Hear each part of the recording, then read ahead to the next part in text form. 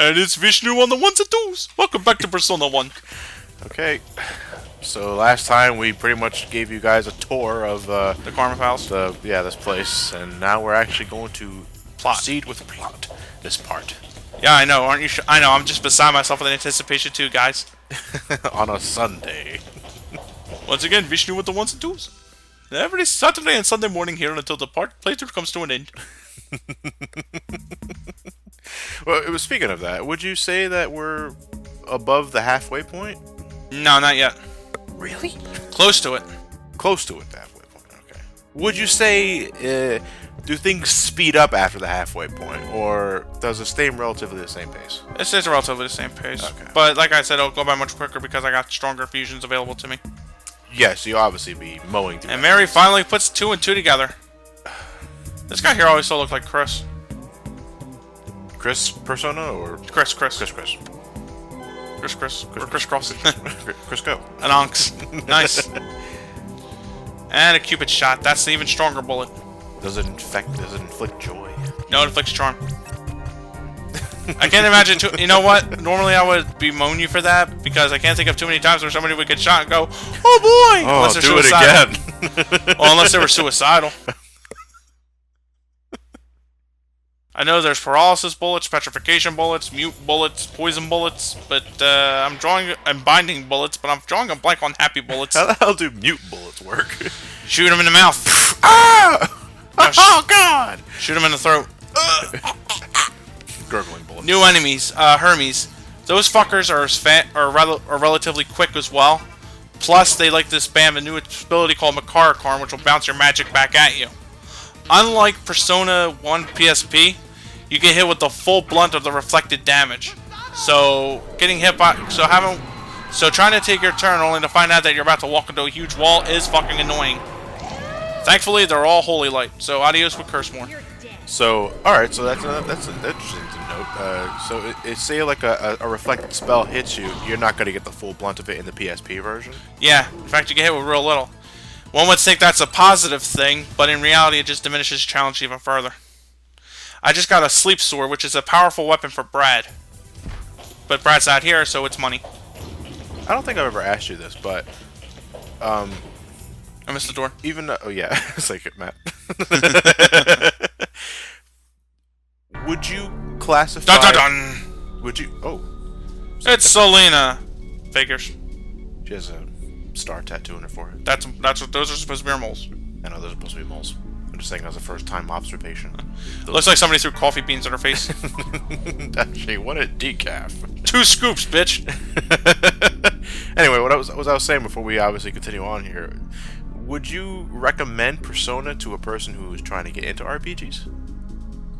Not easily. Not easily. In other words, I loved the shit out of this game when it first came out. You had your Final Fantasy VI, I had Persona 1. Yeah. My thing is, like, I love this game to death, but in terms of how we've evolved in gaming, this really is a bit of a step back. I still think the story upholds to this day. In fact, this story was really original for its time. Anyway, Selina here reveals that she was kidnapped by Maggie, who actually needed somebody to use that magic mirror there. Maggie being the small girl. Yeah, the black girl. Okay. The small girl in the black dress. The black dress. Because I'm pretty sure Maggie was white. Right. Anyway, notice this. She realizes that Bruce is hurt, and which was her boyfriend. However, her own insecurity and her own selfish attitude slap on a different mask, where she hides her concern for her boyfriend just so she can hurt Mary. Selina has always been second-rate to Mary because of the paintings. They're both art students, but Selina was always missing a real reason to draw, so she just made pretty pictures. Mary, on the other hand, puts some emotion and talent and motion and soul into her artworks, so it ends up touching the viewer as well. So this Selina lacked. It's envy. Huh? Is it envy? Envy, pretty much, yeah. Yeah. Now, you'll see a monster about that later on, but what I'm telling you now is that as you go through life, everybody has different sides and facets to their personality. And Selina right now is wearing a mighty cruel mask. She's not being brainwashed. She means every bit that she's saying. But by and large, it's not what she really is. She's just being hurt right now. It seems like and I know what some of you are thinking. This is petty high school drama bullshit. No. Well, actually, I will admit that it is some degree of high school drama. It's pretty close, but there's more to it than that. In other words, just because it may be written off as high school drama doesn't mean that the problems aren't real. And Selina was bogged down by her insecurity long enough as well. So now she finally has her wings to lash out against Mary for it. Now, this mask, are we talking about a physical mask here? It's a metaphorical mask. Metaphorical mask. Okay. Case in point here, she thinks that everybody loves her paintings, unlike Mary's, but in reality, everybody's just so afraid of her that they praise her paintings, as Nate points out. Selina only... See, the thing is that Mary here thinks that Selina hates her guts to the bitter death. Yeah. But by and large, it's because Selina was just so goddamn hurt because of always having to come in second place that she never really lashed out at Mary. It's like having that friend who resents you in one particular area or another, but technically is still your friend. It's just like, for example, if you're friends with a guy who, what's a good example? If you're friend with a guy who farts on all your furniture, I think you might be able to relate to this, Johnny. If you're best friends with a guy who farts on all your furniture and you want to beat the shit out of him, but by and large you realize that he does more good for you than bad, so you don't really let that come out at you, you know? It's a manageable thing you can let slip by. So, by the way, throughout all that, Matt, we can't appreciate her art because we suck. I don't know, dude. It's really hard for me to get behind a fairy with a hole in its stomach. Anyway, so pissed off at us, she warps us out of here. Those type of people drive me nuts. What? People who can't take fucking criticism. It drives me nuts. Selina never could. What is More like Selina couldn't interpret it right. Oh, you guys are back? Yeah, that was fast. We warped here. Did she just send us here? Yeah, she just warped us out. Mark calls her a bitch in the PSP version. Now we're all gonna get afros. Mark will be right at home, but the rest of us...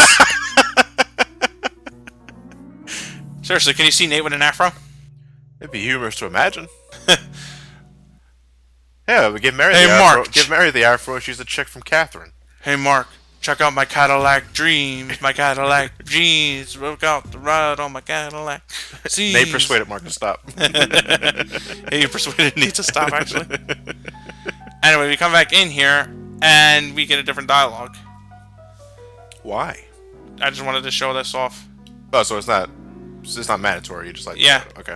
See, here, like, now here you see even more of it, even if it wasn't clear enough for you there. They're like, look, I know it sucks. We all fucking hate it here. You have to do it, or you're gonna get hit by lightning.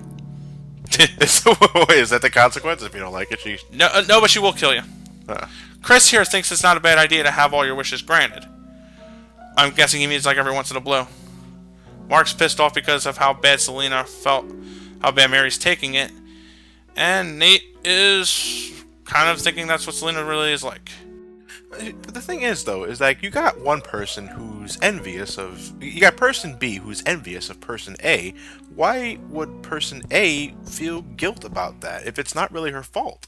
It's not even so much guilt. It's more like Mary's feeling the raw malice at somebody she long considered a friend. Because of this, it's not really... It doesn't seem likely that Selina ever once for a minute admitted any of this to Mary's face. Frankly, there's not even some of it really isn't even true for the most part. So she's more having a small breakdown because she thought she knew this person who in reality was putting on a facade. Yes, but there's also two ways to look at that too. By and large, her temper tantrum is also a facade. Like, it's something that... It's like... In other words, what Selina's doing here is saying stuff that may ultimately break a friendship. And once we get through this, we find out Selina's real personality is much kinder than we really see it out to be. Right. So that's all I want to know right now. Think of it like this. You're metaphorically breaking the mask. Is there anything... I was going to say, is there anything in this place right now that's accentuating that hatred? What do you mean by that? Or is Selina doing all of this by her own will? Or She's doing it all by her own will. So nothing's accentuating it. Nothing is manipulating her or anything like that. But at the same time, it's sort of like one of those times when friends just have to fight. It's kind of like one of those moments, you know? It's with the Sniffit. Yeah. Anyway, this grown-up Sniffit here, he likes to sell us better armor. I was scratching my balls for a minute and I was thinking about what armor I needed to get. Matthew, you can only scratch your balls so much. Says you! That's quitter talk. Anyway, on my first go here, I just managed to get plate equipment for Mary. Because the gold helmet's just fine for what she asked for now. You visit this place again later on, but I edit that out. I just keep buying, like, every time I get more and more money, I buy, like, better stuff each and every time. What would you recommend from this place alone? Everything you can possibly get. Oh, okay. Like I said, they always sell the next tier stuff. Everything. Excuse me? Everything. I didn't stutter, bitch. Pay up. Whips out the MasterCard in a very dramatic fashion. Yeah, right. Do you know what's laying in my head? I've got the Hindu god of life in my head. Don't fuck with me, champ. I am Philemon.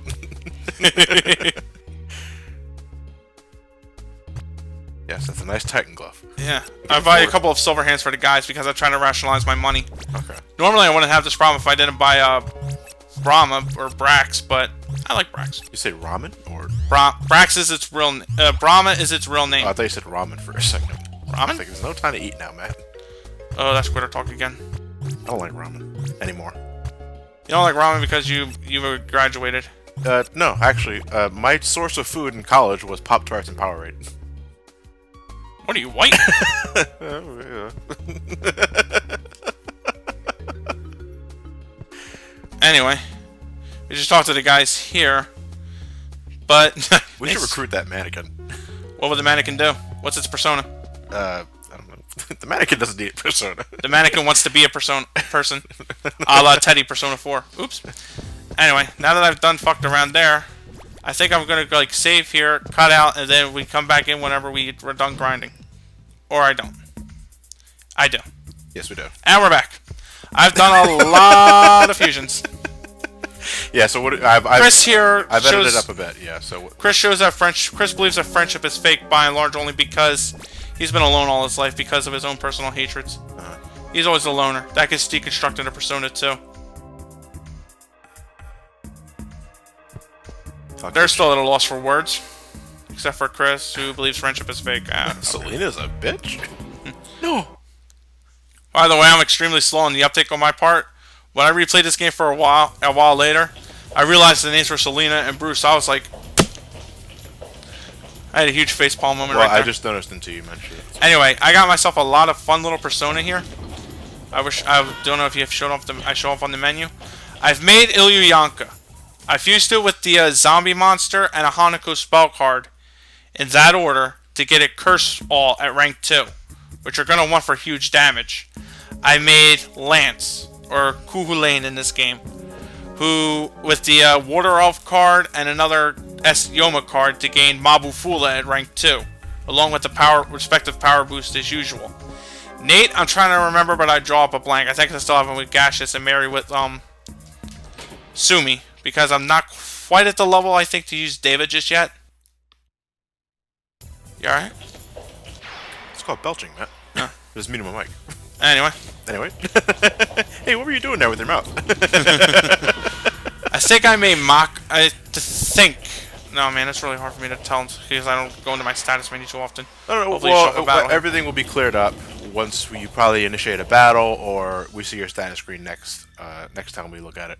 Right. Because at this point, because the only thing I really edited up was Matt just sort of stops in the middle of his labyrinth run. And I'm guessing that was the point where you told me to stop recording because you said you were going to grind. Yeah. So, and then by the time we started recording again, you were at the room with the tree, and then you went right back into the Black Labyrinth. No, the Karma Palace. Yeah, you didn't go anywhere. You didn't show any stats or anything like that. You just went right in there. Oops. So it doesn't really matter. That's why you're explaining what you can right now, and then everything will be cleared up once we get to another battle, or you decide to pause the game to scratch your balls again. Right. One of the monsters I slain in this dungeon was the OL monster Flux. I forget its PSP name, but I killed him and got the Dirk item, which is a stronger sword for my main character. The Dirk is stronger? Yeah, the Dirk is stronger than the Tonto. Huh. Final Fantasy VI mentality. The Dirk is the weakest knife in the game. Not in this game. Whoa. Here we hear Deadline in all its glory. Oh. Hey, Selina, you got some shit in your face. Yeah. The mirror, as you can no doubt tell, is cursed. Every time somebody other than her uses it, every time she uses it, it gives her more moles on her face to represent her hideous personality. By and large, however, the mirror is also cursed, I think. This is just me fan-wanking it a bit here. To get the mirror to cast its rightful spell, she has to use the phrase Iralsur Samam, which is the same thing as the girl in black chants whenever she does her spells in the PSP version. So because she's not the rightful one to use that magic mirror, it ends up cursing her. If Maggie were to use it, she wouldn't get cursed. There's a reason for that. I'll explain it to you later. Was she talking to the magic mirror? She was talking to Mark first because Mark is a fool. And usually, oh, in the PSP version, she makes a rhyme for that. Mirror where my face is shown, turn these fools into stone.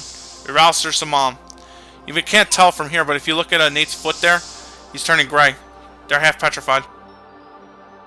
Yeah, I'm looking at Mark. I'm looking at Chris too. They're and his tie and Chris's little neckerchief there is defying gravity.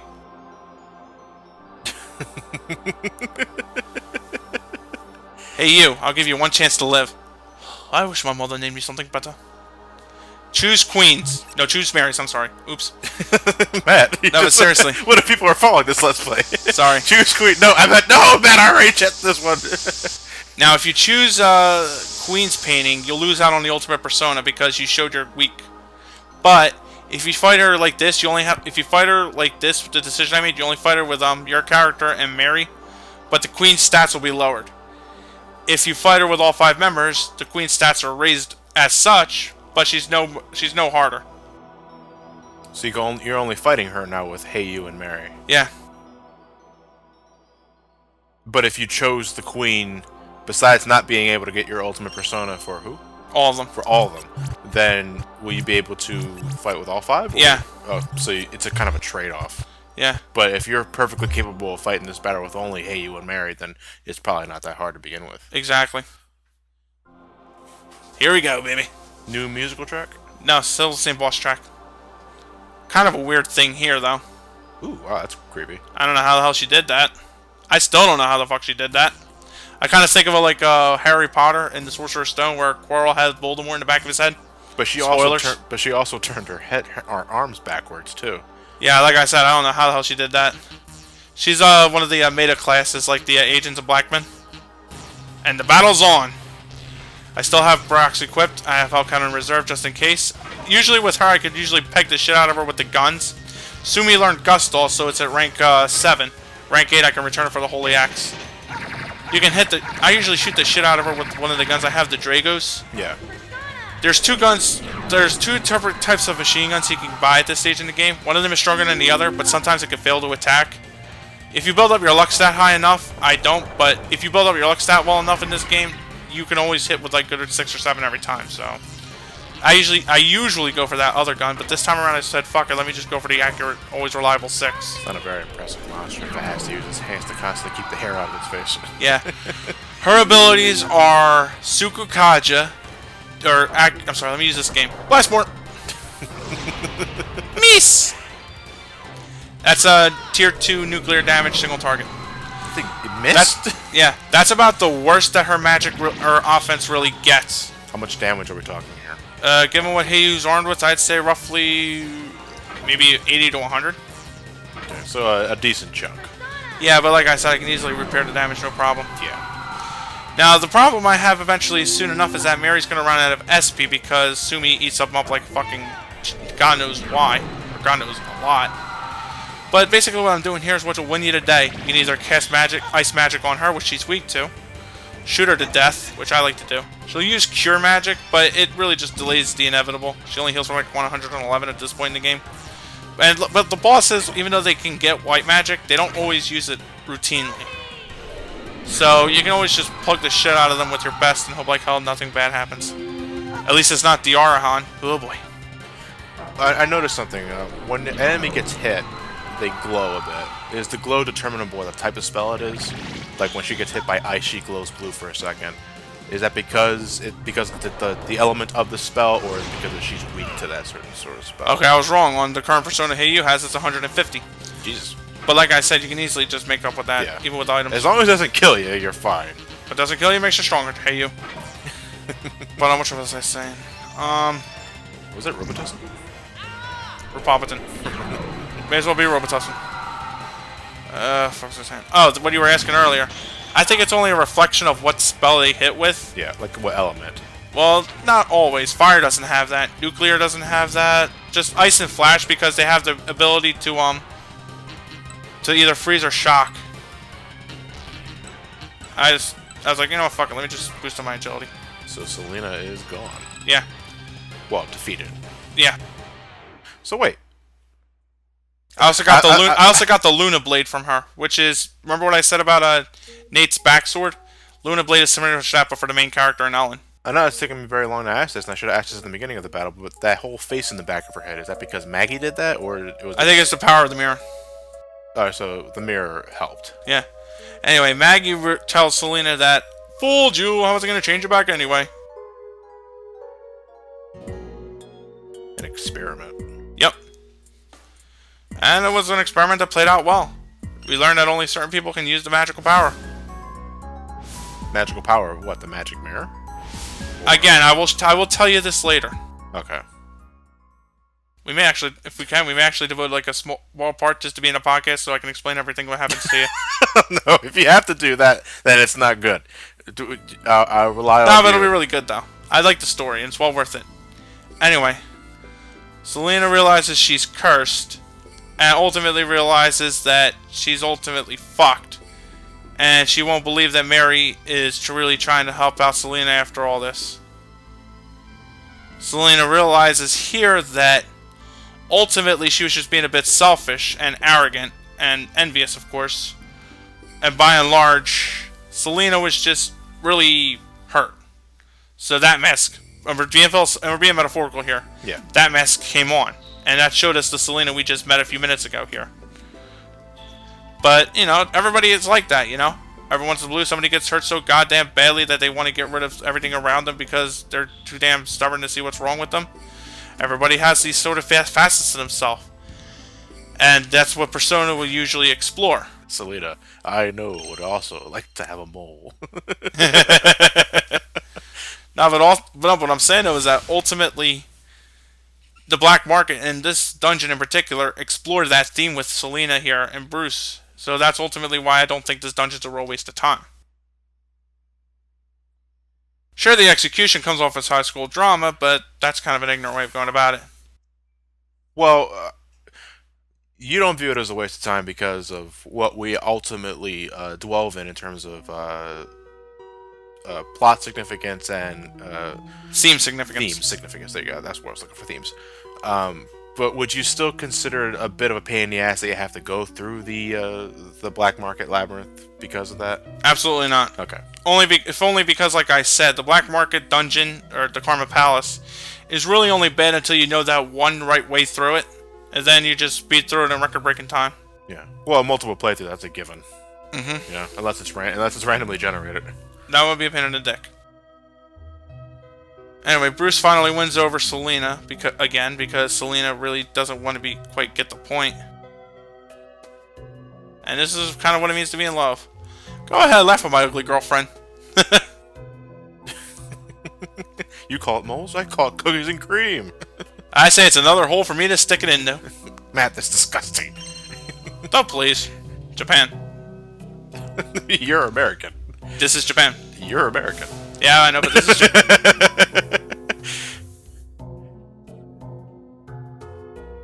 Now that the mirror broke, the curse on both the market and Selina are gone.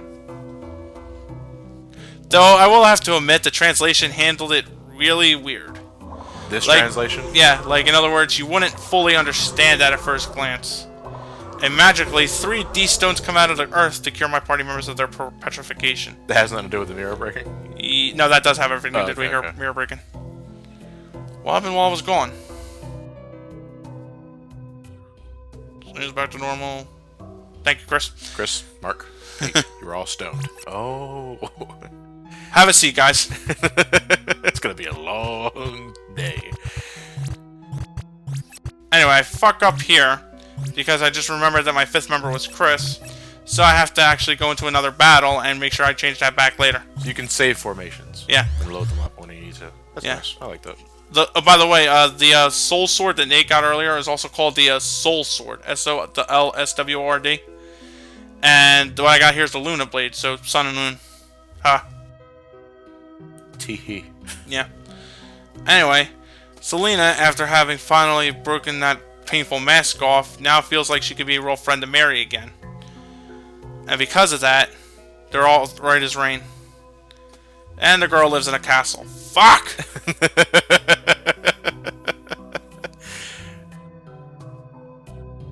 So Maggie, the little girl, is pretty much the go-to girl that we're constantly chasing. More like, yeah, if only... Well, I'm gonna say chasing. More like every time we try to go after Guido, she gets in our way. So it's kind of like that. Again, there's more of a reason for that later. I'll save that for the Deva Yuga. Gotcha. And by the way, we just finally tell her that this Mary isn't our Mary. Whoops! I took my hatred out on the wrong Mary. Wait, the Mary that was with us right now? Yeah. Don't you remember back at the school? This Mary is the Mary of this world, not our world. Okay, I didn't... I wonder if you're one of those kind of people that complain about the plots in the JRPGs being too convoluted because you keep mashing X through the scripts. It's more like I never played this game before, and since I'm too busy listening to you explain the game, I'm not actually reading the text most of the time, unless there's absolutely nothing fucking going on. But, you know, I questioned earlier how Mary made a sudden recovery in the beginning, and you were very vague with your answers, if I recall. I was lying to you. Oh, you were lying to me. Yeah. It's called avoiding spoilers. I guess so. For example, you really think that haze around the town's a heat wave? No, Matt. Yes. But, alright, so the Mary is not of our world. So our Mary is still bedridden. In the hospital. In the hospital somewhere. This Mary here is the Mary of this world. So how does she get to our world? This is one of the weaker plot elements in the story, I confess. Lay it on me. Mary fell asleep in class. Woke up in our world. Huh? Yeah. What's the justification? We'll find that out later. Okay. Not that ruins anything. I'm just confused. But you'll be confused. See, what are you doing there? Chris slammed Mark's head into a wall. What do you mean I was stoned? I think I buy up some more armor for the characters here. I hope I did. That's why I went to Rosa Candida in the first place. This is the one I edit out. By the power of fade to black. We're back. Wonderful. Now let's see what I actually did do. Okay, I still haven't made up any of them. I show off all our stats here.